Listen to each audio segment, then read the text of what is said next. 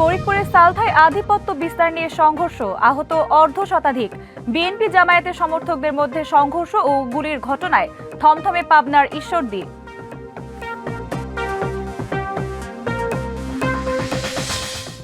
সাগরে মাছ ধরতে গিয়ে 18 দিন ধরে নিখোঁজ ভোলার 13 জেলে। প্রশাসনকে তৎপর হওয়ার দাবি পরিবারের।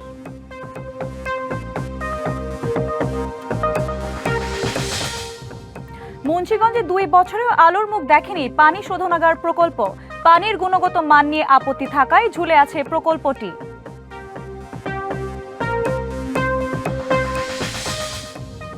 এবং ঝুঁকিপূর্ণ ভবনে চলছে জয়পুরহাটের দেউড়া প্রাথমিক বিদ্যালয়ের পাঠদান কার্যক্রম। সংস্কার নয়, দাবি নতুন ভবন নির্মাণের। দেখছিলেন মার্কেন্টাইল ব্যাংক ডিবিসি সারা বাংলা সংবাদ শিরোনাম। আপনাদের সাথে আছি আমি সঞ্জিতা হক। এবার জানাবো খবরের বিস্তারিত। ফরিদপুরের সালথায় আধিপত্য বিস্তারকে কেন্দ্র করে দুই পক্ষের সংঘর্ষে অন্তত 50 জন আহত হয়েছেন। সংঘর্ষের সময় বেশ কয়েকটি বাড়ি ও দোকান ভাঙচুর করা হয়েছে। সকাল 8টার দিকে উপজেলার গট্টি ইউনিয়নের বালিয়া গট্টি বাজারে এই সংঘর্ষের ঘটনা ঘটে। স্থানীয়রা জানান, নুরু ও জাহিদ মাতুব্বরের মধ্যে আধিপত্য বিস্তার নিয়ে দীর্ঘদিন ধরে বিরোধ চলছে। সম্প্রতি এই বিরোধের জেরে দুই নেতার সমর্থকদের মধ্যে কয়েক দফা সংঘর্ষের ঘটনাও ঘটেছে। আজ সকালে আবারও সংঘর্ষে জড়ান দুই পক্ষের সমর্থকরা। সংঘর্ষে কয়েকটি গ্রামের মানুষও যোগ দেন। এ সময় দেশি অস্ত্র, ঢাল, সরকি ও ইট পাটকেল ব্যবহার করা হয়। অন্তত 15টি বসতবাড়ি ভাঙচুর ও মালামাল লুট করা হয়। সংঘর্ষে আহতদের বিভিন্ন হাসপাতালে ভর্তি করা হয়েছে। পুলিশ ও সেনাবাহিনী গিয়ে পরিস্থিতি নিয়ন্ত্রণে আনে।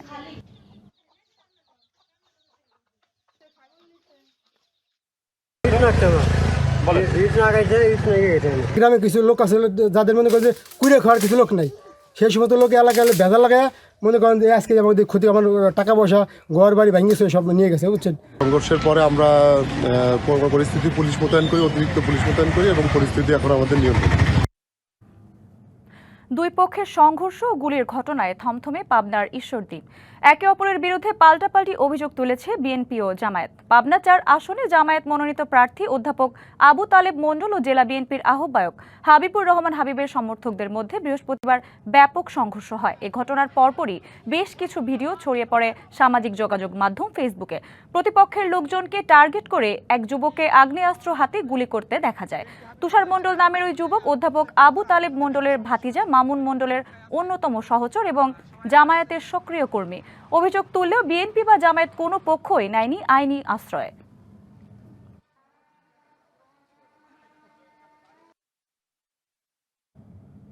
ঝিনাইদহ শহরের পবহাটি সিটি মোড়ে ভাতিজার ছুরির আঘাতে মুরাদ মণ্ডল নামে একজনের মৃত্যু হয়েছে।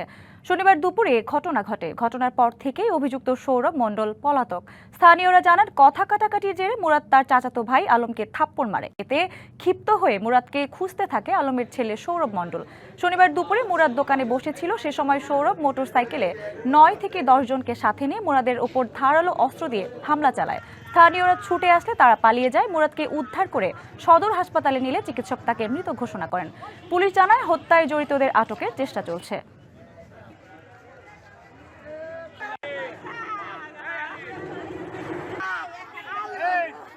ঝুঁকিপূর্ণ যেসব বিদ্যালয়ে ভোটকেন্দ্র থাকবে, নির্বাচনের আগেই সেগুলো দ্রুত সংস্কার করা হবে। এর কথা জানিয়েছেন প্রাথমিক ও গণশিক্ষা উপদেষ্টা অধ্যাপক ডাক্তার বিধান রঞ্জন পোদ্দার।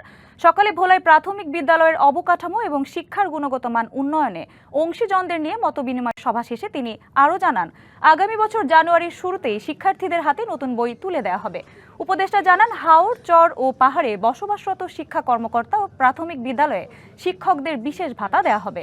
একই সাথে শিক্ষার মান উন্নয়নে কাজ করা হবে।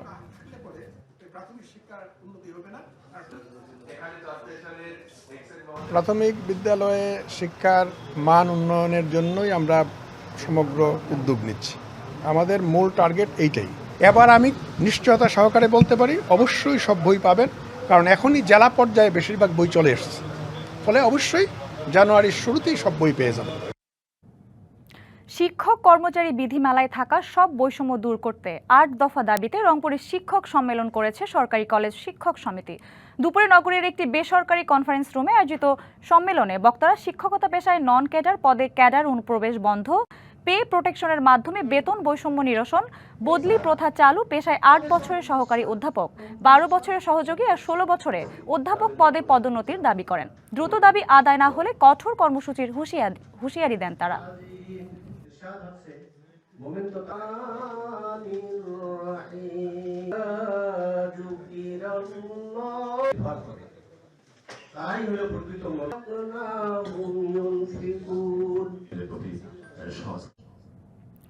বিশ্ববিদ্যালয় প্রশাসন ও নিজেদেরকে বড় দাবি করা একটি রাজনৈতিক দল চাইছে না ছাত্র সংসদ নির্বাচন হোক, তারা বিগত ফ্যাসিবাদী কাঠামো রেখে দিতে চায়, এমন মন্তব্য করেছেন ডাকসুর ভিপি সাদিক কায়েম। সকালে সিলেট আন্তর্জাতিক বিমানবন্দরে পৌঁছে সাংবাদিকদের সাথে এসব কথা বলেন তিনি। বলেন, জুলাই গণ অভ্যুত্থানের অন্যতম আকাঙ্ক্ষা দেশের প্রতিটি ক্যাম্পাসে ছাত্র সংসদ নির্বাচন। জনগণ চাইলে নির্বাচনে অংশ নেবেন বলেও জানান তিনি। সিলেটে রাজনৈতিক সফরে গেছেন সাদিক কায়েম। বিমানবন্দরে তাকে স্বাগত জানান জামায়াত শিবিরের নেতাকর্মীরা। গত 17 বছরে আওয়ামী লীগ শিক্ষা ব্যবস্থাকে ধ্বংস করেছে, এমন মন্তব্য করেছেন বিএনপির নির্বাহী কমিটির সদস্য অ্যাডভোকেট রুহুল কুদ্দুস তালুকদার দুলু। দুপুরে নাটোরের নলডাঙ্গা উপজেলার 5 নম্বর বিপ্র বেলঘরিয়া ইউনিয়নের বাসুদেবপুরে ডাক্তার নাসিরউদ্দিন তালুকদার মহাবিদ্যালয়ে নবীনবরণ ও সাংস্কৃতিক অনুষ্ঠানে যোগ দিয়ে তিনি এমন মন্তব্য করেন। তার মতে, পাশের দেশ ভারতের চেয়ে বাংলাদেশ এগিয়ে যাচ্ছে। এটা বুঝতে পেরে ভারতের চালেই দেশের শিক্ষা ব্যবস্থা ধ্বংস করা হয়েছে, যেন বাংলাদেশ আর ঘুরে দাঁড়াতে না পারে। আওয়ামী লীগ ক্ষমতা এসে এই 17 বছরে বাংলাদেশের শিক্ষা ব্যবস্থা না লিখলেও জিপি5, একটু লিখলে গোল্ডেন5। এই যে শিক্ষা ব্যবস্থা, অর্থাৎ বাংলাদেশের শিক্ষা ব্যবস্থাকে এমন করে ধ্বংস করে দিয়েছিল যেন বাংলাদেশ যেন আর ঘুরে দাঁড়াতে না পারে। সাগরে মাছ ধরতে গিয়ে 18 দিনেরও বেশি সময় ধরে নিখোঁজ ভোলার 13 জেলে। 5 দিনের মধ্যেই ফেরার কথা থাকলেও এখনও তাদের কোনো সন্ধান মেলেনি। পরিবারের একমাত্র উপার্জনক্ষম মানুষকে হারিয়ে চরম অনিশ্চয়তায় দিন কাটছে স্বজনদের। 2 বেলা খাবার জোগান দিতেই হিমশিম তারা।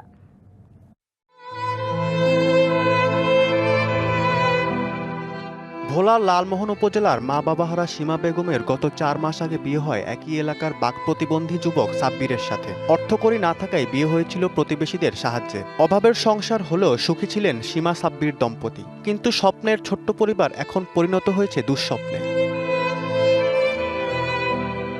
গত 10ই নভেম্বর সাব্বির সহ আরও 13 জেলে সাগরে মাছ ধরতে গিয়ে নিখোঁজ হন। 18 দিন পার হয়ে গেলেও মেলেনি কোনো সন্ধান। সেই থেকে সীমার জীবনে আতঙ্ক আর কান্নাই যেন একান্ত সঙ্গী। আপনাদের সবার কাছে বলতে চাই, আমার স্বামীর একটা খুঁজে যায় না, ও ছাড়া আমাদের সংসার আর কেউ নাই। সীমা বেগমের মতো অসহায় অবস্থা উপজেলার আরও 13 জেলে পরিবারেরও। কারো ছেলে, কারো স্বামী, আবার কেউ অপেক্ষায় আছেন তাদের বাবা বাড়ি ফেরার। ঘুরে ফিরে একই প্রশ্ন ঘুরপাক খাচ্ছে, একমাত্র উপার্জনক্ষম মানুষগুলোর পরিণতি কি হয়েছে? কেমন আছেন তারা? আদৌ কি বেঁচে আছেন?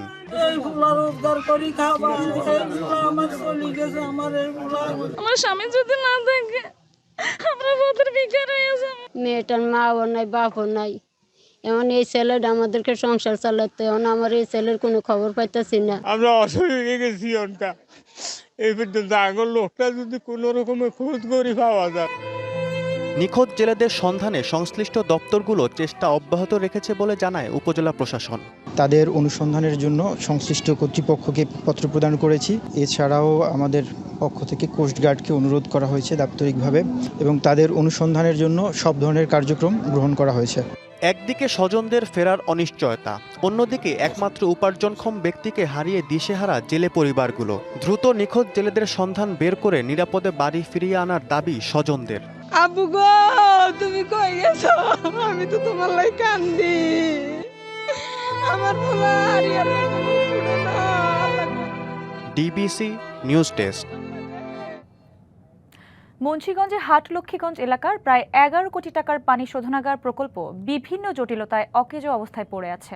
নির্মাণ কাজ শেষ হলে জনস্বাস্থ্য প্রকৌশল অধিদপ্তর ও মুন্সিগঞ্জ পৌরসভার সমন্বয়হীনতার কারণে আলোর মুখ দেখেনি প্রকল্পটি। এতে বিশুদ্ধ পানির সুবিধা থেকে বঞ্চিত পৌরবাসী। প্রকল্প বুঝে পৌর কর্তৃপক্ষকে চিঠি দেওয়া হলেও পানির গুণগত মান নিয়ে আপত্তি থাকায় এখনও ঝুলে আছে প্রকল্পটি। 2018 সালের এপ্রিলে মুন্সিগঞ্জ শহরের হাট লক্ষ্মীগঞ্জ এলাকায় 10,26 লাখ টাকা ব্যয়ে পানি শোধনাগার নির্মাণ প্রকল্প হাতে নেওয়া হয়। নির্মাণের শুরুতেই নিম্নমানের পাইপ ব্যবহারের অভিযোগ ওঠে। কয়েক দফা পরিবর্তন করে 2023 সালের জুলাই মাসে প্রকল্পের কাজ শেষ হয়। কয়েক মাস পরীক্ষামূলকভাবে পানি শোধনের কাজও চলে। তবে জনস্বাস্থ্য প্রকৌশল অধিদপ্তর ও পৌরসভার মধ্যে সমন্বয়হীনতার কারণে প্রকল্পটি অচল হয়ে পড়ে। এখন শোধনাগারটি অচল পড়ে থাকায় পানি পচে দুর্গন্ধ ছড়াচ্ছে। পানি ও কাঠামোতে জমেছে শ্যাওলা, নষ্ট হচ্ছে মূল্যবান যন্ত্রাংশ। জনগণের টাকা দিয়ে করা হয়েছে, কিন্তু এটা তো কোনো কাজে আসতেছে না। জায়গা নষ্ট, আরো মানুষের অবহেলা, কত নষ্ট, মানে নষ্ট হয়ে রয়েছে। বর্তমান যে পানিগুলো আমরা ব্যবহার করতেছি এটা আকাঙ্ক্ষা তো না, বলা যায় না, ভাষায় বলা যায় না। 3 বছর ধরে কেউ বুঝে দিতেছে না, পৌরসভা চেয়ারম্যানও বুঝে না, কেউ বুঝে নাই, পাবলিকের অফিসার বুঝাই দিয়া এরা গেছে। প্রকল্পটি বুঝে নিতে পৌর কর্তৃপক্ষকে চিঠি দেওয়া হয়েছে বলে জানিয়েছে জনস্বাস্থ্য প্রকৌশল অধিদপ্তর। হস্তান্তরের জন্য প্রস্তুত আছে, পৌরসভা বুঝে নিলেই আমরা পৌরবাসীরা এই ট্রিটমেন্ট প্ল্যান্টের পানি শোধনাগার থেকে যে পানি আসবে, শোধন করা পানি, তার উপকার পৌরবাসী পাবে। নিম্নমানের স্ট্রাকচার হলে স্ট্রাকচারে সেটেলমেন্ট বা স্ট্রাকচারে ফাটল আসতো, কিন্তু আসলে ওই রকম বা কোনো পছন্দের সৃষ্টি হয়নি। এদিকে প্রকল্পটির নির্মাণ কাজ ও পানির গুণগত মান নিয়ে সন্তুষ্ট না থাকায় আপোষে যেতে নারাজ পৌর কর্তৃপক্ষ। এখানে পানিতে হয়তো একটা স্ল্যাশ আছে, আর ওনারা ট্রায়াল শেষ করে আমাদের কাছে হ্যান্ডওভার দিবে, তারপর কিন্তু ওই যে উনি এখন চলে, আপনি নেন, আমরা নেবে না। শোধনাগারটির মাধ্যমে ধলেশ্বরী নদী থেকে ঘন্টায় 3.5 লাখ লিটার পানি বিশুদ্ধ করে সরবরাহ করার কথা পৌরবাসীর মাঝে। DBC news desk. দেয়াল ফেটে আলাদা হয়ে গেছে, খসে পড়েছে বালু সিমেন্টের আস্তর, ফেটে গেছে ভবনের পাকা মেঝে, ভেঙে গেছে দরজা জানালা। এমন অবস্থায় টিনশেড ভবনে ঝুঁকি নিয়ে কার্যক্রম চলছে জয়পুরহাটের আক্কেলপুর উপজেলার দেউড়া সরকারি প্রাথমিক বিদ্যালয়ে। শিক্ষার মানোন্নয়নে শুধু সংস্কার নয়, দাবি উঠেছে নতুন ভবন নির্মাণের। তবে দ্রুত ব্যবস্থা নেওয়ার আশ্বাস কর্তৃপক্ষের। জয়পুরহাটের আক্কেলপুর থেকে 10 কিলোমিটার দূরে নিভৃত গ্রাম দেউড়া। এখানে 1938 সালে 1 বিঘা জমিতে টিনশেড ভবনে প্রতিষ্ঠিত হয় দেউড়া সরকারি প্রাথমিক বিদ্যালয়। পরে 2005-06 অর্থ বছরে 3 কক্ষের পাকা ভবন নির্মিত হলেও টিনশেড ভবনটি 2017 সালে ঝুঁকিপূর্ণ ঘোষণা করা হয়। দেয়ালে ফাটল দেখা দিলেও কক্ষ সংকটে সেই জরাজীর্ণ ভবনেই অফিস ও ক্লাস চালাতে হচ্ছে। ঝড় বন্যার মৌসুমে বন্ধ করতে হয় পাঠদান। এতে শিক্ষার্থীদের ঝুঁকি যেমন বাড়ছে, তেমনি বিঘ্নিত হচ্ছে পাঠ্যক্রম। বর্তমানে 6 জন শিক্ষক দিয়ে চলছে 135 জন শিক্ষার্থীকে পাঠদান। যখন বৃষ্টি হয় তখন আমাদের বই খাতা ভিজে যায়, তখন আমাদের ক্লাস করতে খুবই অসুবিধা হয়। আমাদের বিদ্যালয়ের সব ঘরগুলো ফেটে গেছে, যখন ঝড় হয় তখন আমরা খুব আতঙ্কে থাকি। ঝুঁকিপূর্ণ ভবনে পাঠদান করতে গিয়ে নানা সমস্যায় পড়তে হয় শিক্ষকদেরও। শিক্ষার মানোন্নয়নে দ্রুত নতুন ভবনের তাগিদ তাদের। আসলে আমাদের যে বিল্ডিংটা আপনারা পিছনে দেখতে পাচ্ছেন, এটা আসলে অনেক দিনের বিল্ডিং। এরপর থেকে এই বিল্ডিংটার কোনো সংস্কার হয়নি বা মেরামত হয়নি, কিছুই হয়নি। যখন তো ঝড় আসে তখন তো পুরো বিল্ডিংটা দোলে, তখন আমরা বাচ্চাদের নিয়ে বাইরে একদম চলে যাই, এতে ক্লাসের বিঘ্ন ঘটে। ঝুঁকিপূর্ণ ভবনে বাচ্চাদের নিয়ে ক্লাস করতে আমাদের খুবই আতঙ্কের মধ্যে থাকি আমরা। যে কোনো মুহূর্তে কোনো প্রাকৃতিক দুর্যোগে বড় ধরনের বিপদ ঘটতে পারে। ভবনটি ঝুঁকিপূর্ণ স্বীকার করে দ্রুত ব্যবস্থা নেওয়ার আশ্বাস দিয়েছেন উপজেলা প্রাথমিক শিক্ষা কর্মকর্তা। এখানকার দেওয়ালগুলো প্লাস্টার খুলে পড়ছে এবং সেই সাথে কোনো বিম ঝুঁকিপূর্ণ হয়ে গেছে আর কি। অধিদপ্তর বরাবরে আমি এটি বিল্ডিংয়ের জন্য আবেদন করেছি। এইখানে আসলে ছোট শিশুদের নিয়ে ক্লাস করা ঝুঁকিপূর্ণ। এলাকাবাসীর প্রত্যাশা, শিক্ষার্থী ও শিক্ষকদের নিরাপত্তা নিশ্চিতে অতি দ্রুত নতুন ভবন নির্মাণ করা হোক। DBC news desk. নোয়াখালী শহরের Maijdi central road housing estate এলাকার একটি বেসরকারি হাসপাতালে ভুল চিকিৎসায় রিঙ্কি আক্তার নামে এক তরুণীর মৃত্যুর অভিযোগ উঠেছে। সকালে নিহতের ভাই সুধারাম মডেল থানায় লিখিত অভিযোগ করেছেন। 25শে নভেম্বর রিঙ্কির অস্ত্রোপচার করেন ডাক্তার মুজিবুল হক। বাড়িতে নেয়ার পর তলপেটে ব্যথা ও অতিরিক্ত রক্তপাত হলে বিষয়টি চিকিৎসককে জানানোর পরও তিনি আমলে নেননি। অবস্থার অবনতি হলে শনিবার সকালে আবারও হাসপাতালে নেয়ার কিছুক্ষণ পরই রিঙ্কির মৃত্যু হয়। নিহতের পরিবারের অভিযোগ, মৃত্যুর বিষয়টি জানাতে গেলে চিকিৎসক ও তার সহযোগীরা পরিবারকে লাঞ্ছিত করে বের করে দেয়।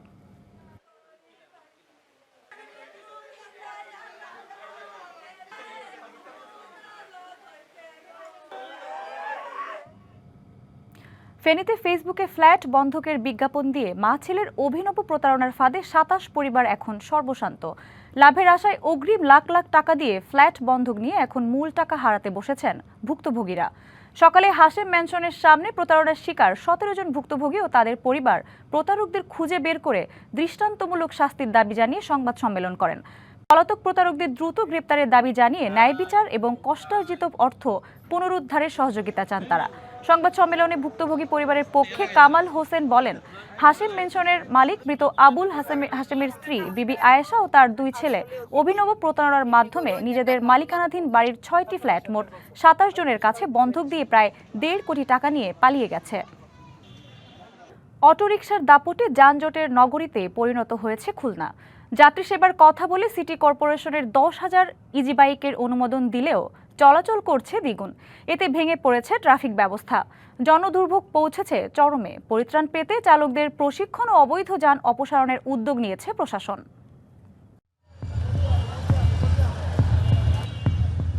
গোটা মহানগরী যেন ব্যাটারি চালিত অটোরিকশার দখলে। অবাধে চলাচল করছে অলিগলি থেকে সবখানে। ইজি বাইকের কারণে সড়কে বিশৃঙ্খলা এখন খুলনা মহানগরীর নিত্যদিনের চিত্র। লাইসেন্সবিহীন বিভিন্ন জায়গার বিভিন্ন এলাকার গাড়ি চলাচল করে, এর কারণে এই নগরীতে জাম হয়। অটো চলে এক জায়গায়, এই চলতে আসে দাঁড়াই যায়, লোকজন এইভাবে দুর্ঘটনা ঘটে। 15 লাখ বাসিন্দার এই শহরে যাত্রী সেবার জন্য 2019-20 অর্থ বছরে 8,000 ইজি বাইকের অনুমোদন দেয় সিটি কর্পোরেশন। পরের বছর পণ্য পরিবহনের জন্য অনুমোদন পায় আরও 2,000, কিন্তু সড়কে চলাচল করছে দ্বিগুণের বেশি। এতে জনদুর্ভোগ ও দুর্ঘটনার ঝুঁকি দিন দিন বাড়ছে।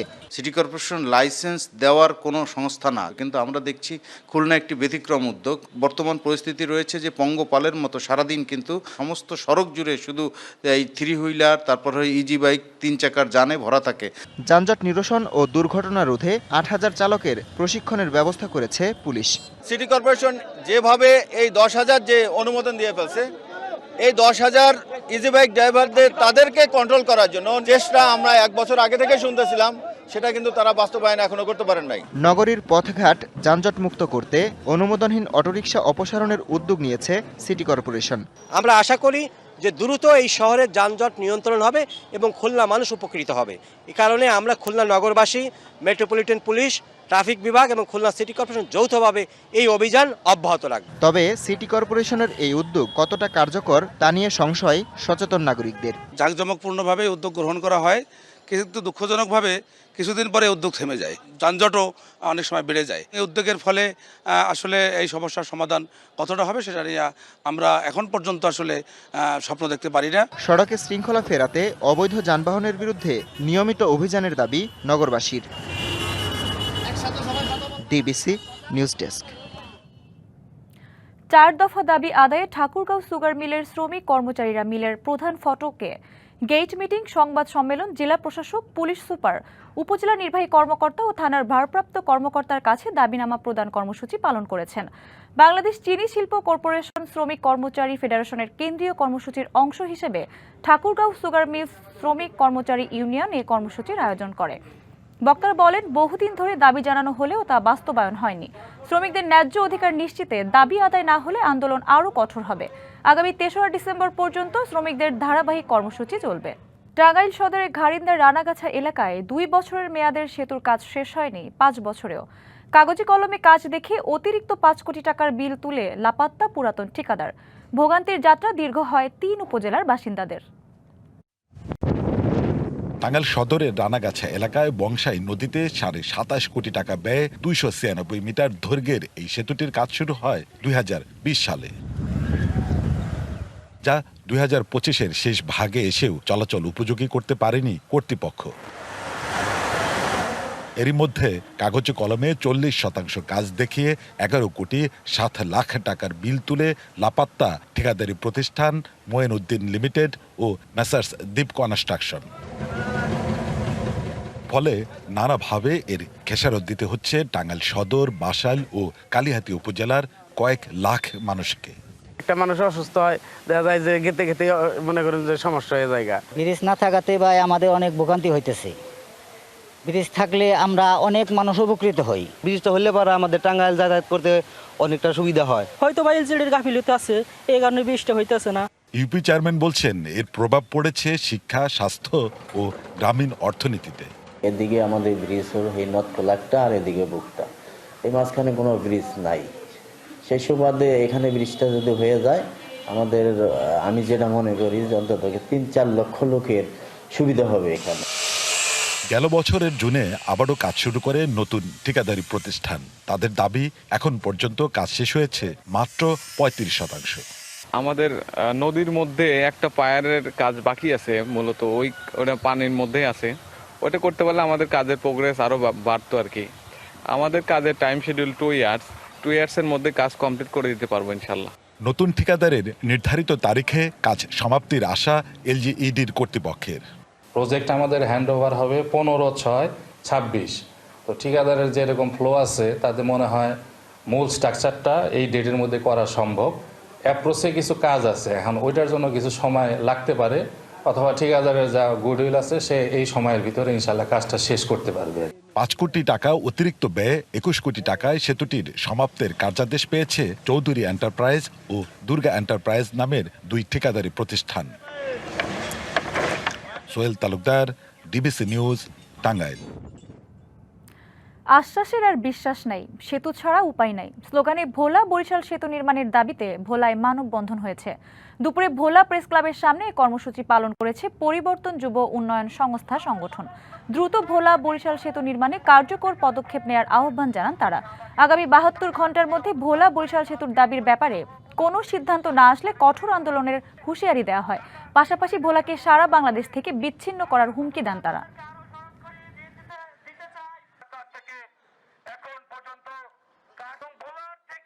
নদী বেষ্টিত জেলা রাজবাড়ী, পানিতে ডুবে মৃত্যুর ঘটনা এখানে ঘটে প্রায়ই। তবে এই জেলায় নেই কোনো ডুবুরি দল। কেউ পানিতে ডুবে গেলে সাহায্যের জন্য চেয়ে থাকতে হয় ফরিদপুর অথবা মানিকগঞ্জের দিকে। তাতে জীবন বাঁচানো তো দূরের কথা, উদ্ধারও অসম্ভব হয়ে পড়ে। যদিও প্রশাসনের এ নিয়ে নেই কোনো মাথা ব্যথা। রাজবাড়ী জেলার 57 কিলোমিটার পদ্মা নদী বেষ্টিত। এছাড়া গড়াই, হরাই, চন্দনা সহ আছে 8টি নদী।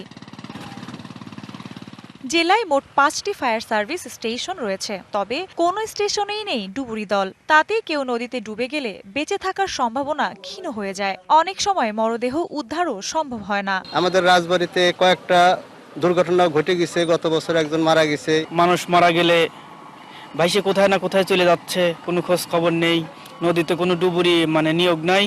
2টি গুরুত্বপূর্ণ ফেরিঘাট থাকার পরও এ জেলায় কোনো ডুবুরি দল না থাকায় ক্ষুব্ধ স্থানীয়রা। এজন্য প্রশাসনের অবহেলাকে দায়ী করলেন তারা। ফরিদপুর থেকে বা মানিকগঞ্জ থেকে ডুবুরি দল এসে তারপরে সেটা উদ্ধার করে। ডুবুরি দল তো অবশ্যই দরকার, নৌকা ডুবে যায়, ডুবুরি দরকার। রাজবাড়ী 2য় শ্রেণীর স্টেশন হওয়ার কারণে এখানে ডুবুরি দল নেই বলছে ফায়ার সার্ভিস।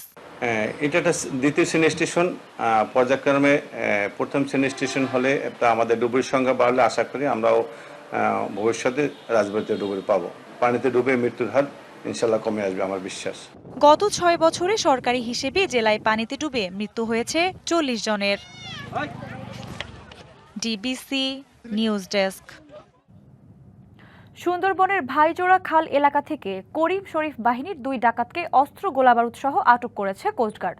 দুপুরে কোস্টগার্ড পশ্চিম জোনের লেফটেন্যান্ট খালিদ সাইফুল্লাহ জানান, গোপন সংবাদের ভিত্তিতে ভোরে সুন্দরবনের গহীনে অভিযান চালানো হয়। এ সময় একটি একনালা বন্দুক, 3 রাউন্ড কার্তুজ সহ করিম শরীফ বাহিনীর ফারুক বেপারী ও ইমদাদুর বেপারী নামে 2 জনকে আটক করা হয়। দীর্ঘদিন ধরে তারা অস্ত্র, গোলাবারুদ সহ নানা রসদ সরবরাহ করছিল। নাটোর ও পাবনা জেলার 3টি উপজেলায় বিশেষ অভিযান পরিচালনা করে 72 জনকে গ্রেপ্তার করেছে পুলিশ। এ সময় দেশি বিদেশি অস্ত্র ও মাদক দ্রব্য উদ্ধার করা হয়।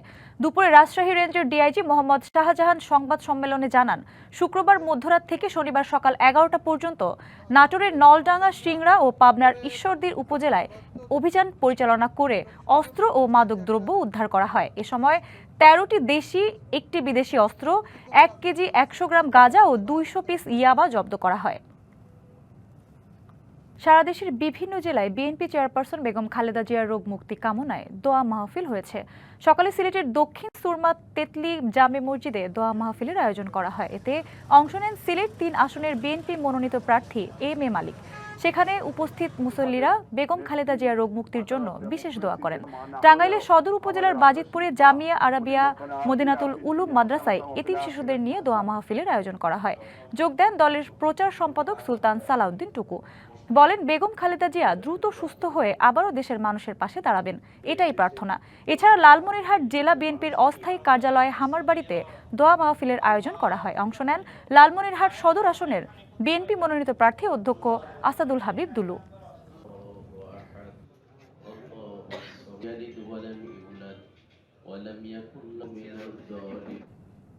প্রেস ইনস্টিটিউট বাংলাদেশ ও তথ্য সম্প্রচার মন্ত্রণালয়ের আয়োজনে খাগড়াছড়ি ও নেত্রকোনায় উদ্বোধন করা হয়েছে ডিজিটাল মিডিয়া বিষয়ক তরুণ ও সাংবাদিক প্রশিক্ষণ কর্মশালা। সকালে খাগড়াছড়ি প্রেস ক্লাব মিলনায়তনে এই প্রশিক্ষণের উদ্বোধন করেন খাগড়াছড়ির নবাগত জেলা প্রশাসক আনোয়ার সাদাত।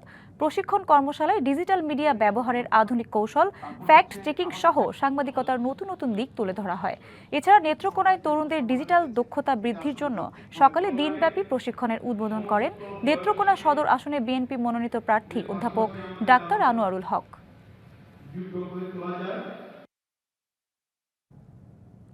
দিনাজপুরের বিরল উপজেলায় বিজিবি দিনাজপুর সেক্টর এবং বিজিবি ৪২ ব্যাটালিয়ন যৌথভাবে শিশুসহ শীতার্তদের মাঝে শীতবস্ত্র বিতরণ এবং বিনামূল্যে চিকিৎসা সেবা দিয়েছে। বিরল উপজেলার দক্ষিণ মেরাগাঁও নিম্ন মাধ্যমিক বিদ্যালয় মাঠে সীমান্তবর্তী এলাকায় ৪ শতাধিক স্বল্প আয়ের মানুষকে কম্বল ও শিশু বস্ত্র বিতরণ করা হয়। প্রায় ৫০০ নারী, পুরুষ ও শিশুকে বিজিবির চিকিৎসক দল বিনামূল্যে চিকিৎসা সেবা ও প্রয়োজনীয় ওষুধ দিয়েছে। সিলেটে কুয়াশার চাদরে ঢাকা, হাড় কাঁপানো শীত না পড়লেও বইছে হিমেল হাওয়া। শীত উপভোগে আনন্দে মেতেছেন নাগরিকরা। স্থানীয় শাকসবজিতে পরিপূর্ণ হাটবাজারে পড়েছে নতুন ফসল কেনাবেচার ধুম। স্নিগ্ধ ভোর, নবোদিত সূর্যের আলোকরেখা ঠিকরে পড়ছে চা বাগানে। তখনও দুটি পাতা একটি কুঁড়িতে জমে আছে ফোঁটা ফোঁটা শিশির বিন্দু। সিলেটে শীতের সকাল মানেই যেন প্রকৃতির অপরূপ রূপসুধা, আর ধোঁয়াটা চায়ের কাপে চুমুক। চা বাগানে শীতের এ আমেজ ধরা দেয় অকৃত্রিম স্নিগ্ধতা নিয়ে। এমন পরিবেশে শান্তির নিঃশ্বাস নিতে সাত সকালেই আসেন অনেকে। শীতের হাওয়াটা, শিশিরের এই যে সকালবেলাটা, ফজরের নামাজ পড়ে খুব একটা ভালো লাগে আর কি। সিলেটে শীতের জৌলুস এখনও হাড়ে কাঁপন ধরায়নি, তবে রাতের শেষাংশ থেকে ভোর অবধি ঠান্ডা অনুভূত হচ্ছে বেশ ভালোভাবেই। শীতটা শুরুতেই একটু বেশি অনুভূতি হচ্ছে। হিমেল হাওয়াকে সঙ্গী করে দর্শনীয় স্পটগুলো ঘুরে দেখতে পর্যটন নগরী খ্যাত সিলেটে এরই মধ্যে আসতে শুরু করেছেন ভ্রমণ পিপাসুরা। কিছু শীতের অতিথি পাখি চলে আসছে, পাখির সন্ধানে আসলে সিলেট আসা। শহরবাসীদের মনেও গ্রামের শীত নিয়ে রয়েছে অসংখ্য স্মৃতি, একই সাথে আছে ভাবনা এখানকার কৃষি আর পর্যটনকে সমৃদ্ধ করার। পিঠাপুলির উৎসব, আর শীতের সময় যেটা মৌ মৌ আমেজ থাকে, আমি বলবো এটা সিলেটবাসীরা খুব এনজয় করে। ঋতু শুধু তাপমাত্রার পরিবর্তন নয়, আধ্যাত্মিক নগরের প্রাণ ও প্রকৃতির মিলেমিশে বাঁচার প্রতিচ্ছবিও। তাই তো শীতের সকালের শিশির, বাজারের কোলাহল কিংবা মানুষের গল্প সবই বলছে সিলেটে জীবনের ছন্দ অটুট। Tawhidur Rahman Shah, DBC news, Sylhet. উত্তরের জেলা পঞ্চগড়ে আগমনী বার্তা জানান দিয়েছে অনেক আগেই, তবে বেশ কিছুদিন ধরে জেলার তাপমাত্রা কমে এসেছে। আজ জেলায় সর্বনিম্ন তাপমাত্রা রেকর্ড করা হয়েছে 13.1 ডিগ্রি সেলসিয়াস। তবে ডিসেম্বরের প্রথম সপ্তাহে জেলা জুড়ে আরও তাপমাত্রা কমতে পারে বলে জানিয়েছে আবহাওয়া অফিস। এছাড়াও ডিসেম্বর জুড়েই শীতের দাপট বাড়তে পারে। জেলা শহরের বিভিন্ন এলাকা ঘুরে দেখা যায় ফসলি জমি ও ঘাসের ডগায় জমে আছে শিশির বিন্দু। সকাল থেকে সন্ধ্যা পর্যন্ত বইছে হিমেল হাওয়া। বিকাল হতেই তাপমাত্রা আরও কমে শীত অনুভূত হতে থাকে। মধ্যরাতের পর বাড়ে শীতের তীব্রতা। ঘন কুয়াশায় ঢেকে যায় চারপাশ। কুয়াশার কারণে ভোরে গাড়িগুলোর হেডলাইট জ্বালিয়ে চলাচল করতে হচ্ছে। এদিকে বেড়েছে শীতজনিত রোগ। হাসপাতালগুলোয় বেড়েছে রোগীর সংখ্যা, বিশেষ করে শিশু ও বয়স্করা শীতজনিত রোগে আক্রান্ত হচ্ছে।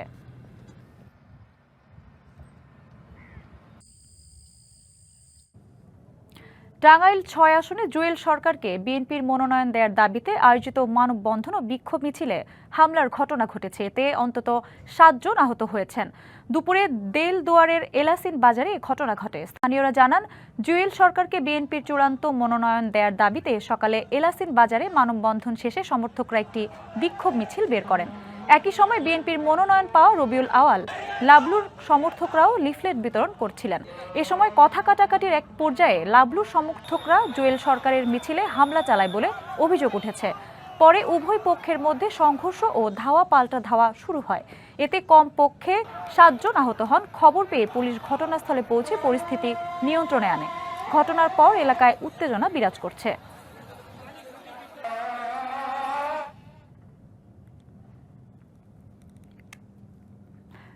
বাংলাদেশ রেড ক্রিসেন্ট সোসাইটির রাজবাড়ী ইউনিটের ত্রিবার্ষিক নির্বাচনে ভোট গ্রহণ হয়েছে। সকাল থেকে রাজবাড়ী সরকারি উচ্চ বিদ্যালয়ের বিভিন্ন শ্রেণী কক্ষে এই ভোট গ্রহণ শুরু হয়। ভোট গ্রহণ শুরুর আগে বিশেষ সাধারণ সভা হয়। সাধারণ সভায় জেলা প্রশাসক সুলতানা ভোটারদের উদ্দেশ্যে বক্তব্য রাখেন। 2025-2027 মেয়াদে বিকাল 4টা পর্যন্ত চলা এই নির্বাচনে 1146 জন ভোটার ভোট দেন। নির্বাচনে সাধারণ সম্পাদক পদে 6 জন, ভাইস চেয়ারম্যান পদে 3 জন, সদস্য পদে 18 জন প্রতিদ্বন্দ্বিতা করেছেন। বিএনপি চেয়ারপারসন বেগম খালেদা জিয়ার শারীরিক অবস্থা সংকটাপন্ন অবস্থাতেই আছে। তেমন কোনো উন্নতি এখনো লক্ষ্য করা যাচ্ছে না। তাই উদ্বেগ উৎকণ্ঠা ছড়িয়ে পড়েছে দেশ জুড়ে। প্রতি মুহূর্তে তার অবস্থা জানতে রাজধানীর এভারকেয়ার হাসপাতালে ভিড় করছেন নেতাকর্মী সহ বিভিন্ন রাজনৈতিক দলের নেতারা। তার সুস্থতা কামনায় সবার দোয়া চাইছেন তারা। রাষ্ট্রপতি মোহাম্মদ শাহাবুদ্দিন, প্রধান উপদেষ্টা ডক্টর মোহাম্মদ ইউনূসও বেগম জিয়ার দ্রুত সুস্থতা কামনা করে দোয়া চেয়েছেন। এদিকে বেগম খালেদা জিয়াকে লন্ডনে নেয়ার পরিকল্পনা চলছে বলে জানিয়েছেন তারেক রহমানের উপদেষ্টা মাহাদি আমিন। সাবেক প্রধানমন্ত্রী ও বিএনপি চেয়ারপারসন বেগম খালেদা জিয়া ফুসফুসের সংক্রমণ থেকে শ্বাসকষ্ট নিয়ে হাসপাতালে ভর্তি হয়েছিলেন। এরপর দেখা দেয় নিউমোনিয়া। এর সঙ্গে রয়েছে কিডনি, লিভার, আর্থ্রাইটিস ও ডায়াবেটিসের পুরনো সমস্যা। শুক্রবার রাতে তার শারীরিক অবস্থার অবনতি হলে হাসপাতালে ছুটে যান দলের নেতারা। গত 2 দিনে বেগম জিয়ার শারীরিক অবস্থার কোনো উন্নতি হয়নি জানিয়ে দোয়া চান দেশবাসীর কাছে। আমরা যেন আতঙ্কিত না হই, দেশবাসীর কাছে একটাই আপনারা দোয়া করবেন, তার সুস্থতা কামনা করবেন। সকাল থেকেই দলের নেতাকর্মীরা ভিড় করেন হাসপাতালের সামনে। সেখানে দলের নেতা খায়রুল কবির খোকন বেগম খালেদা জিয়ার শারীরিক অবস্থা নিয়ে কথা বলেন। তাকে স্বাভাবিক পর্যায়ে ফিরে আনার জন্য সর্বোচ্চ চেষ্টা ওনারা করছেন। আমরা আশাবাদী যে আমাদের প্রিয় নেত্রীকে আমাদের ডাক্তাররা এবং আল্লাহর অশেষ রহমতে ইনি আমাদের মধ্যে সুস্থ হয়ে ফিরে আসবেন। চাইনিজ ডাক্তাররাও যুক্ত হয়েছেন, জন হপকিন্সের প্রফেসর 2 একজন আছেন। তারা কোনো আশাবাদের কথা বলছেন না, কিছু বলছেন না, কিন্তু বলছেন গত কয়েকবারের মতো যেরকম তিনি খুবই ক্রিটিক্যাল অবস্থা থেকেও আবার ফিরে এসছেন, উনি ক্রিটিক্যাল অবস্থা থেকে স্টেবল হয়েছেন। ভবিষ্যতের জন্য দোয়া করবেন আপনারা। তার শারীরিক অবস্থায় উদ্বেগ জানিয়েছে জামায়াত, এনসিপি সহ বিভিন্ন রাজনৈতিক দলের নেতারাও। এনসিপি জানায় অবস্থা ক্রিটিক্যাল, তবে সজাগ আছেন বেগম জিয়া। নিরাপদ দূরত্ব থেকে সব সতর্কতা মেনে আমার ওনাকে দেখার সুযোগ হয়েছে। উনি সজ্ঞানে আছেন, সজাগ আছেন। চিকিৎসক এবং নার্স যে ওনাকে নির্দেশনা দিচ্ছেন সেগুলো উনি ফলো করতে পারছেন। ওনার শারীরিক অবস্থা ক্রিটিক্যাল, তবে উনি ফাইট করছেন। এদিকে খালেদা জিয়ার বর্তমান শারীরিক অবস্থা নিয়ে গভীর উদ্বেগ প্রকাশ করেছেন রাষ্ট্রপতি মোহাম্মদ শাহাবুদ্দিন, অন্তর্বর্তী সরকারের প্রধান উপদেষ্টা doctor Yunus. Afrin Anwar, DBC news, Dhaka. BNP chairperson Begum Khaleda জিয়ার শারীরিক অবস্থার সবশেষ খবর জানাতে রাজধানীর এভারকেয়ার হাসপাতাল থেকে যুক্ত হচ্ছেন সহকর্মী জাকারিয়া খান। জাকারিয়া, বেগম জিয়ার নিবিড় পর্যবেক্ষণে আছেন, তার শারীরিক অবস্থার কোনো উন্নতি হয়েছে কিনা জানাবেন।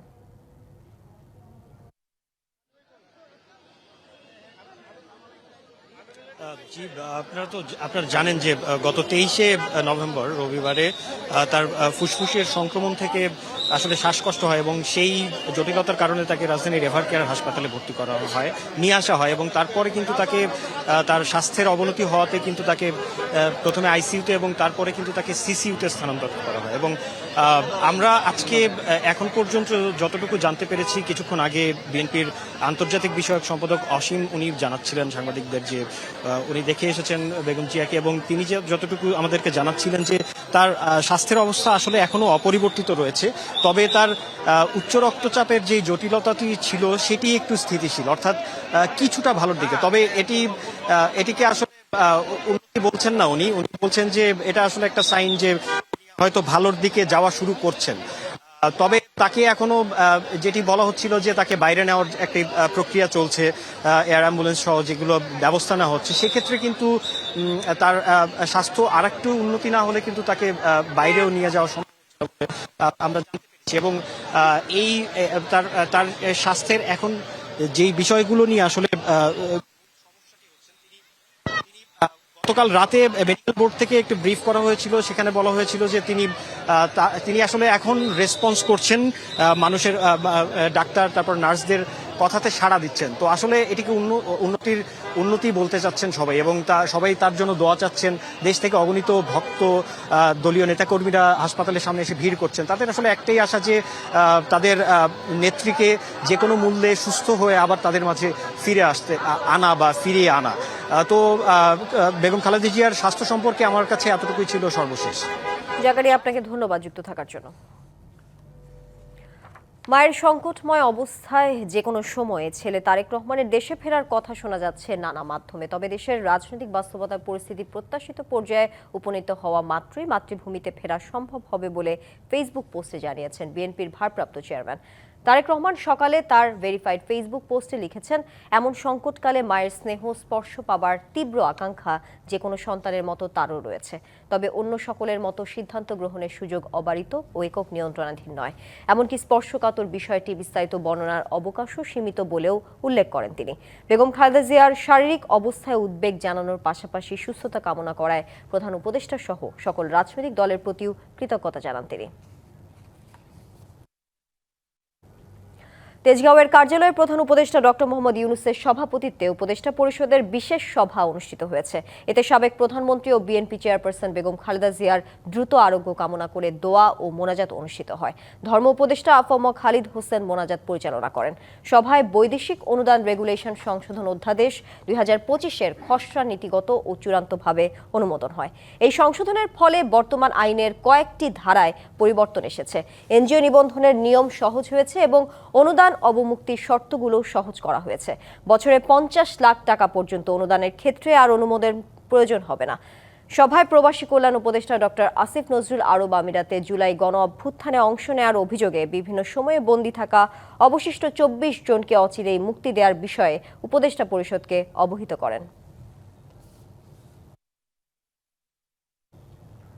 সরকার ও নির্বাচন কমিশন একসাথে গণভোট নিয়ে প্রচারণা চালাবে, আর এজন্য গণমাধ্যমের ভূমিকাও জরুরি বলে জানিয়েছেন প্রধান নির্বাচন কমিশনার। সকালে সংসদ নির্বাচন ও গণভোটকে সামনে রেখে আগারগাঁওয়ে মক ভোটিং পরিদর্শনে গিয়ে একথা বলেন তিনি। এ সময় তিনি আরও জানান, ডিসেম্বরের দ্বিতীয় সপ্তাহে ঘোষণা করা হতে পারে ত্রয়োদশ জাতীয় সংসদ নির্বাচনের তফসিল। গণভোট ও জাতীয় নির্বাচন নিয়ে মক ভোটিং, এর মাধ্যমে ভোটের প্রস্তুতি, পদ্ধতি, প্রযুক্তি ব্যবহার এবং কর্মীদের সক্ষমতা যাচাই করেছে নির্বাচন কমিশন। সকালে সংসদ নির্বাচন ও গণভোটকে সামনে রেখে আগারগাঁওয়ের শেরি বাংলা বালিকা উচ্চ বিদ্যালয়ে সত্যিকারের ভোটের মতোই ভোট গ্রহণ কর্মকর্তা, পোলিং এজেন্ট ও ভোটার সবাই ছিল। তবে ব্যালট পেপারে কোনো রাজনৈতিক দল বা প্রার্থীর নাম ছিল না। তবে ভোটারদের অধিকাংশই গণভোটের বিষয়টি সঠিকভাবে বুঝতে পারেননি। আমি গণভোটটা আসলে উপরে যেটা ছিল সেটা আমি ভালো মতো পড়তে পারিনি। আমি ভাবছি হ্যাঁ ভোট না ভোট, আমি হ্যাঁ ভোটটাই দিয়েছি। কেন্দ্রে ছিল ডামি প্রার্থী ও পর্যবেক্ষকও। ভোটাররা স্বতঃস্ফূর্তভাবে এটা ভোট দিচ্ছেন।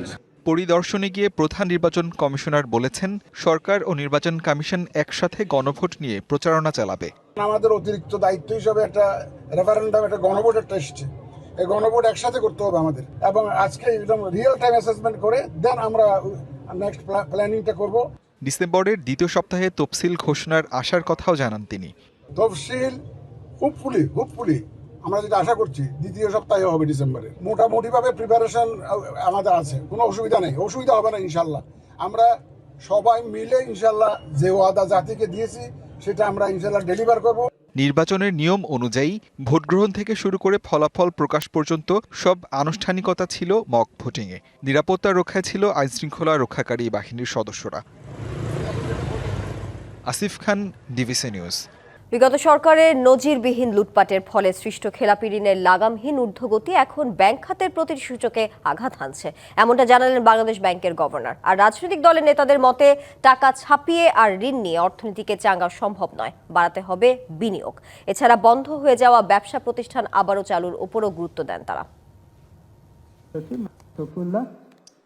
শনিবার সকালে রাজধানীর একটি হোটেলে অর্থনীতির ভবিষ্যৎ পথরেখা এবং রাজনৈতিক অঙ্গীকার প্রতিপাদ্য নিয়ে চতুর্থ বাংলাদেশ অর্থনৈতিক সম্মেলনের আয়োজন করা হয়। এ সময় গভর্নর বলেন, ব্যাংক খাতের সংকট কাটাতে সময় লাগবে আরও 10 বছর। ইসলামী ধারার 5 ব্যাংক নিয়ে গঠিত সম্মিলিত ইসলামী ব্যাংকের কার্যক্রম আগামী সপ্তাহে শুরুর কথাও জানান তিনি। আমাদের ব্যাংকিং খাতের যে অবস্থা সেটার মূলে কিন্তু আমাদের বাংলাদেশ ব্যাংকের রাজনীতিকীকরণের এবং নির্দেশিত হয়ে অনেক কিছুই করা হয়েছে, যেগুলো আগামীতেও হতে পারে। এটাকে বন্ধ করতে হবে। সমস্যা তো অনেক বড়, এর সমাধান রাতারাতি হবে না। ফলে অল দ্য রিস্ক এই ব্যাংকিং খাতের উপর পড়ছে এবং এটা ব্যাংকিং খাতের জন্য অসহনীয়।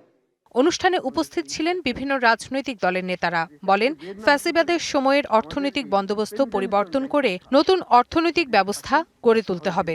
পুরনো মাফিয়া শ্রেণী তাদের বিচার এবং পাচারকৃত অর্থ দেশে ফেরত আনা, এই বিষয়গুলোকে আমরা সামনে রেখে আমাদের আন্দোলন গড়ে তুলব। অর্থনীতিকে চাঙ্গা করতে বিনিয়োগ বাড়ানোর পরামর্শ দেন তারা। যে কোনো ইকোনমিকে সাস্টেইনেবল হতে হলে আপনাকে বিনিয়োগ, ইনভেস্টমেন্টের মাধ্যমে আপনাকে গ্রোথ করতে হবে। অন্যভাবে যেগুলো করবেন টাকা ছাপিয়ে ঋণ নিয়ে, এটা সাস্টেইনেবল হতে পারে না। ইন্ডাস্ট্রিগুলো আছে, তাদের যে শিল্প কলকারখানা আছে, সেগুলোতে হাজার হাজার মানুষ কাজ করছে, সেগুলো বন্ধ করে দিয়ে যে 14 লক্ষ বেকার হয়ে গেছে আগে, তারা যাবে। এই বেকারত্বটা আমরা সৃষ্টি করছি কেন? এ সময় অর্থনীতিতে দুর্বৃত্তপনায় রাষ্ট্র সহায়তা করছে উল্লেখ করে জামায়াতের আমির বলেন, পরিবর্তন বৈপ্লবিক নয়, যৌক্তিক হওয়া জরুরি। রাজনীতির বাইরে কোনো অর্থনীতি নাই, রাজনৈতিক সদিচ্ছাই হচ্ছে মূল ইচ্ছা। এ জায়গা ঠিক হলে আমি বিশ্বাস করি সমাজ ঠিক হবে। এ সময় বৈদেশিক মুদ্রার সংকট, টাকার অবমূল্যায়ন এবং রাজনৈতিক অস্থিরতায় আমদানি খরচ বাড়া এবং এলসি খুলতে ব্যাংকের অনীহার কারণে ক্ষোভ জানিয়েছেন ব্যবসায়ী নেতারা। Rifat Tasnuva, DBC news, Dhaka. আশঙ্কাজনক হারে বেড়ে গেছে বাংলাদেশিদের ভিসা প্রত্যাখ্যানের সংখ্যা। নকল বা ভুয়া কাগজপত্র দেয়ায় ঘটছে এই ঘটনা। কিছু কিছু দেশ ভিসা না দেওয়ার পাশাপাশি রীতিমতো ঘোষণা দিয়ে শাস্তির কথা বলছে। বিশেষজ্ঞরা বলছেন, দেশের অস্থিতিশীল পরিস্থিতি এবং দায়ীদের বিরুদ্ধে ব্যবস্থা না নেয়াই এর মূল কারণ। পররাষ্ট্র উপদেষ্টা আবারও বলছেন, সমস্যা বাংলাদেশিদেরই। শুধু ভিসা প্রত্যাখ্যান নয়, যুক্তরাষ্ট্র, যুক্তরাজ্যের মতো দেশগুলো বাংলাদেশিদের ভুয়া কাগজপত্র ঠেকাতে রীতিমতো ক্যাম্পেইন করছে। বলছে, নকল প্রমাণ দিয়ে ভিসা প্রাপ্তিকে ঝুঁকিতে না ফেলতে। Here's the truth. If you provide false information in your visa interview, you could be banned from the United States permanently. সম্প্রতি যুক্তরাজ্য এক ইমেইল বার্তায় জানায়, নকল কাগজপত্র দিলে আবেদন প্রার্থীকে 10 বছরের জন্য নিষিদ্ধ করা হবে। বুধবার ঢাকায় এক অনুষ্ঠানে জার্মান রাষ্ট্রদূত জানান, নকল কাগজপত্রের কারণে যেসব শিক্ষার্থী সঠিক কাগজ দিচ্ছেন তারাও ক্ষতিগ্রস্ত হচ্ছে।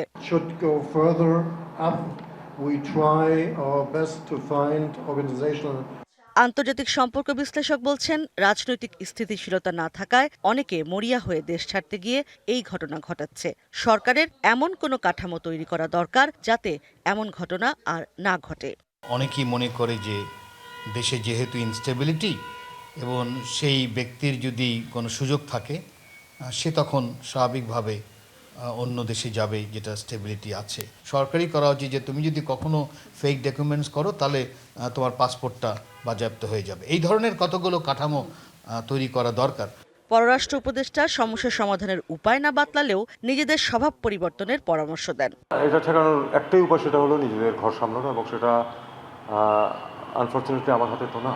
কাজে আমি শুধু বলতে পারি, এবং যেটুকু বলেছি এটাই তো সাধারণত সরকারের থেকে কেউ বলে না। আমি কিন্তু স্পষ্টভাবে বলেছি, দোষটা আমাদেরকে দেখতে হবে যেন আমরা এরকম মিথ্যা কাগজপত্র না দিই।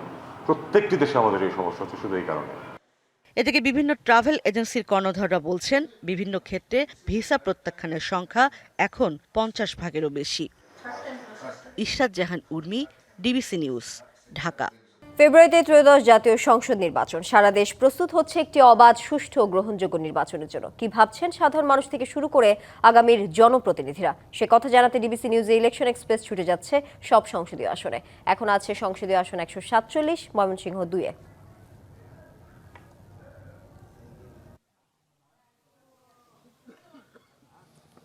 সিএসআরএম ডিবিসি ইলেকশন এক্সপ্রেস আজ রয়েছে ময়মনসিংহ 2 আসনে। ময়মনসিংহ 2 আসন মূলত ফুলপুর এবং তারাকান্দা উপজেলা নিয়ে গঠিত। একেবারেই ঢাকা ময়মনসিংহ হয়ে শেরপুর যে আঞ্চলিক সড়ক রয়েছে, সেই আঞ্চলিক সড়কের উপরেই এই দুটি উপজেলা। কিন্তু দীর্ঘ সময়েও, স্বাধীনতার পরবর্তী এই দীর্ঘ সময়েও খুব বেশি আধুনিকতার ছোঁয়া এবং উন্নয়নের ছোঁয়া লাগেনি।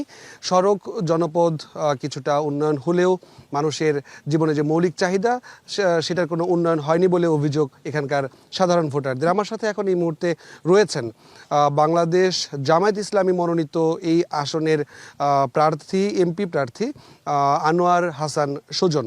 আমরা তার সাথে কথা বলবো। দীর্ঘ সময়েও কেন আসলে এই জনপদে উন্নয়নের ছোঁয়া লাগলো না, আপনারা কি মনে করেন? জি, আসসালামু আলাইকুম রহমতুল্লাহি ওয়া বারাকাতুহু। আমরা ডিবিসির দর্শক বিন্দুদেরকে অসংখ্য মোবারকবাদ এবং ধন্যবাদ। ডিবিসির মাধ্যমে আমরা এই কথাটুকু জানাইতে চাচ্ছি, যারা ইতোমধ্যেই এই ফুলপুর তারাকান্দা নির্বাচিত হয়েছে, তারা আসলে শুধুমাত্র তাদের আখের গুছিয়েছে এবং তাদের ব্যবসা বাণিজ্য, টাকা পয়সা তারা ইনকাম করেছে। এই এলাকার অবহেলিত মানুষের, অবহেলিত জনপদের জন্য তারা আসলে কিছু করেনি। আমরা আশা করছি এই 26 সালের যে নির্বাচন হতে যাচ্ছে, সেই নির্বাচনে আমরা যদি দাঁড়িপাল্লার মনোনয়ন নিয়ে নির্বাচিত হতে পারি, এই অঞ্চলের জনপদের মানুষের মনের চাহিদা এবং স্বপ্নের যে ফুলপুর তারাকান্দা করার সেই বিনির্মাণটুকু আমরা করতে চাই। আপনি তো দল থেকে ইতিমধ্যে মনোনয়ন পেয়েছেন, মানুষের কাছে যাওয়া শুরু করেছেন, আমরা এসেও দেখলাম আপনি পথসভা করছেন। তো আসলে মানুষ কেমন সাড়া দিচ্ছে আপনাদের? আলহামদুলিল্লাহ, অত্র এলাকার মানুষ কোনো দুর্নীতিবাজ, কোনো লুটতরাজকারী নেতৃবৃন্দদেরকে চায় না। তারা চায় এদেশের রাজনীতিবিদরা স্বচ্ছ, সৎ এবং নৈতিক হোক, তারা দেশপ্রেমিক হোক, তারা এদেশের টাকা বিদেশে লুটপাট না করুক, তারা নিজেদের জনগণের সম্পদ লুটপাট করে নিজেদের সম্পদ হিসেবে ভোগ না করুক, তারা এটা চায়।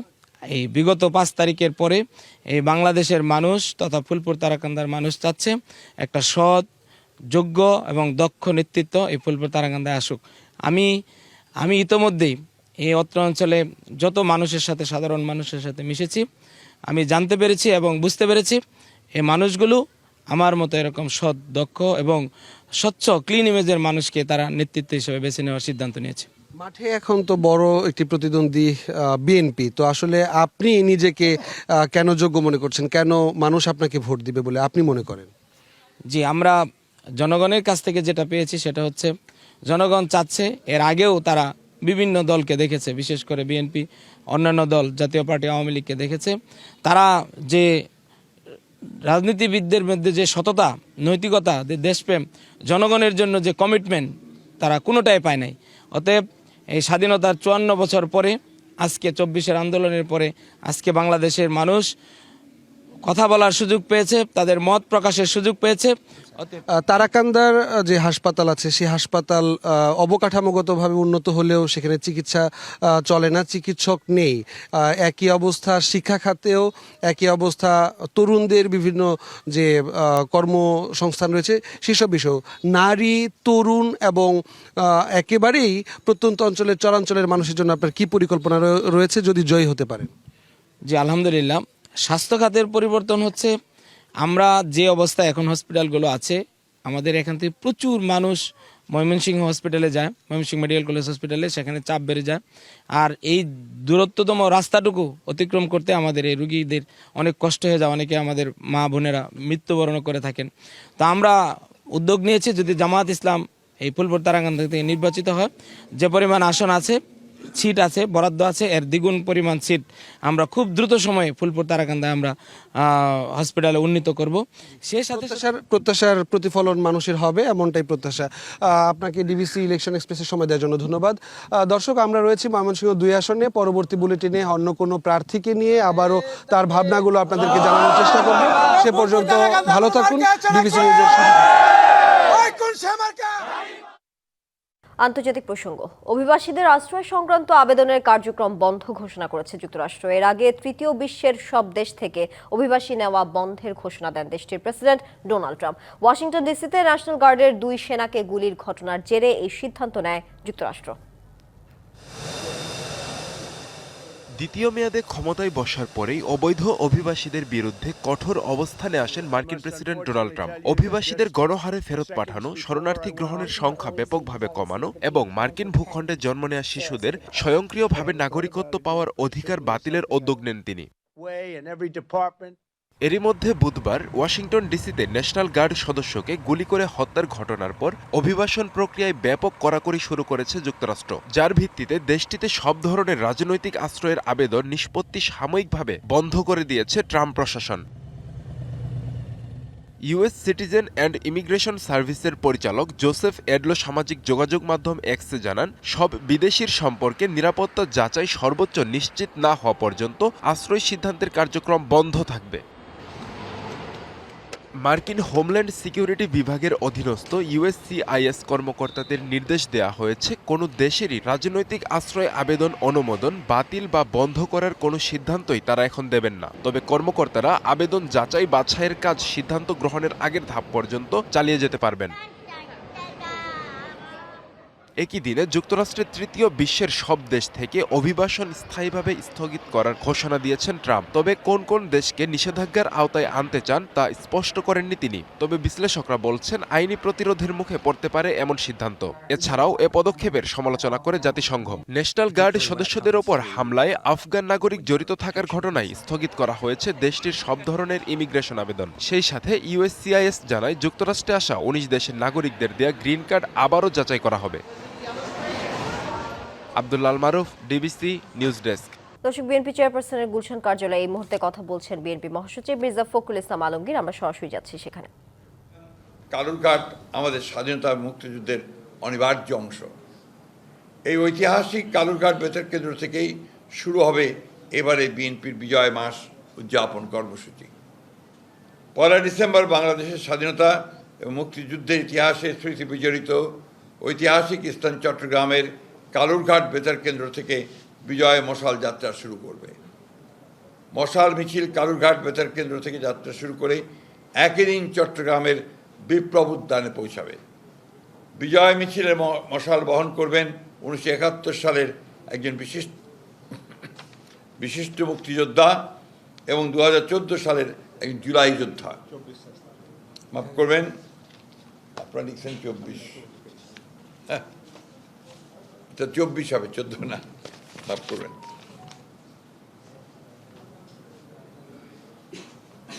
24 সালের একজন জুলাই যোদ্ধা। আমরা মনে করি 1971 সালের মুক্তিযুদ্ধ ছিল দেশের স্বাধীনতা অর্জনের, আর 2024 হলো দেশ এবং জনগণের স্বাধীনতা রক্ষার।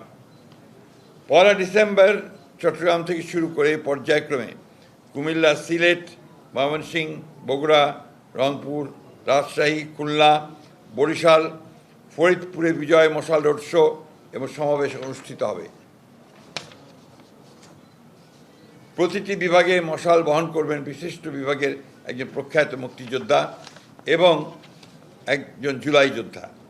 2 সপ্তাহের এই বিশেষ রোড শো উদযাপনের সময় বিভিন্ন বিভাগের স্বাধীনতা এবং মুক্তিযুদ্ধের স্মৃতি বিজড়িত ঐতিহাসিক স্থান পরিদর্শন, জাতীয় সঙ্গীত, মুক্তিযুদ্ধের গান, দেশাত্মবোধক গান পরিবেশন, স্বাধীনতা ঘোষক শহীদ president Ziaur Rahman, mother of democracy Begum Khaleda Zia এবং বিএনপির ভারপ্রাপ্ত চেয়ারম্যান জনাব তারেক রহমানের বক্তব্যের নির্বাচিত অংশ, প্রচার, জাসাসের পরিবেশনায় সাংস্কৃতিক অনুষ্ঠান এবং ডকুমেন্টারি প্রদর্শিত হবে। একই সঙ্গে জনগণের সামনে তুলে ধরা হবে একটি নিরাপদ, সমৃদ্ধ এবং গণতান্ত্রিক বাংলাদেশ বিনির্মাণে বিএনপির 31 দফা কর্মসূচি। এই পুরো আয়োজনে বিএনপির থিম সং সবার আগে বাংলাদেশ এটা গাওয়া হবে। দেশের সকল বিভাগ ঘুরে বিজয় মশাল সবশেষে 16 ডিসেম্বর ঢাকায় এসে পৌঁছাবে। একই দিন ঢাকার মানিক মে এভিনিউতে মহাসমাবেশ অনুষ্ঠানের মধ্য দিয়ে শেষ হবে বিজয়ের মাসের বিজয় মশাল রোড শো। বিজয় মাস উপলক্ষে এই বিশেষ কর্মসূচি ছাড়াও পাশাপাশি আরও অন্যান্য কর্মসূচি উদযাপিত হতে থাকবে। প্রিয় সাংবাদিক বন্ধুগণ, 1971 সাল থেকে আজ পর্যন্ত লাখো মানুষ শহীদ হয়েছেন। লাখো প্রাণের বিনিময়ে 71-এর স্বাধীন বাংলাদেশ, 75-এর 7 নভেম্বর এর আধিপত্যবাদ বিরোধী তাবেদার মুক্ত বাংলাদেশ, 90-এর স্বৈরাচার বিরোধী বাংলাদেশ এবং 2024-এর ফ্যাসিবাদ বিরোধী বাংলাদেশ। বাংলাদেশের ইতিহাসের এমন প্রতিটি বাঁকে বাঁকে এত মানুষ কেন অকাতরে জীবন দিয়েছিলেন? কী ছিল শহীদের স্বপ্ন? এবারে বিজয় দিবসের প্রত্যয় হোক শহীদের সেই স্বপ্ন পূরণের বাংলাদেশ। শহীদদের স্বপ্নের বাংলাদেশ বিনির্মাণের জন্য আগামী ফেব্রুয়ারি মাসের আগামী ফেব্রুয়ারি মাসের জাতীয় নির্বাচন দেশের স্বাধীনতা প্রিয় গণতন্ত্রকামী জনগণের সামনে এক বিশাল সুযোগ। ডিবিসি সংবাদ এই ছিল এখনকার মতো। ডিবিসি নিউজের সংবাদগুলো পড়তে ভিজিট করুন dbcnews.tv আর ভিজিট করুন ডিবিসির ফেসবুক পেজ এবং ইউটিউব চ্যানেল। ডিবিসির সঙ্গে থাকুন।